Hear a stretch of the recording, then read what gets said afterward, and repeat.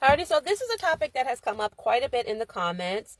Some have mentioned that, they kind of steer clear of conversations having to do with suicide just because they think that in them talking about it, it will encourage the person to do it, or it will put the idea in their mind.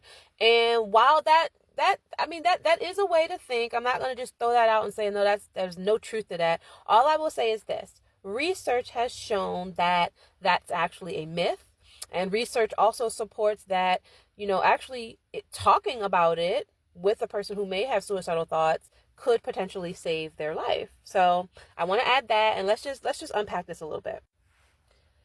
Historically, there's already been this like negative tone or connotation to talking about suicide or the thought of someone wanting to complete a suicide, right? It used to be that you would say, commit suicide. People committed suicide, right? And just saying that word commit held like this negative feeling, this negative like tone to it, similar to like somebody who commits a crime, or if you're committing a sin. Like, it used to be that we would talk about suicide in a way that we directly and indirectly were giving the impression that someone who completed a suicide, aka committed a suicide, they were in some way doing something that was wrong, right?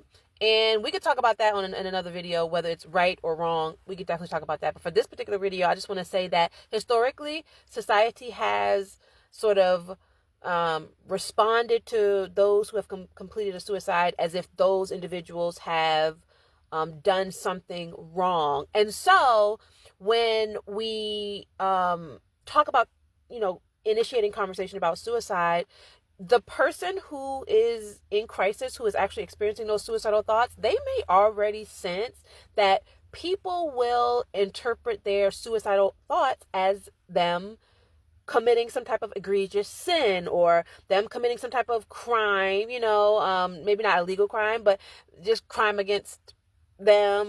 They may already have this sense of like shame or guilt, or like some type of feeling like they're doing something wrong. All right. And so keep that in mind. And what increases that feeling, or what adds to that feeling of guilt or shame is I guess, if no one is talking about it. Like not only do I already think that like I might be doing something wrong, or you might think that I'm doing something wrong, but now you don't even feel comfortable enough to talk to me about it, which further makes me feel like maybe I'm doing something wrong or shameful, or just we don't need to talk about that because it's so egregious. And so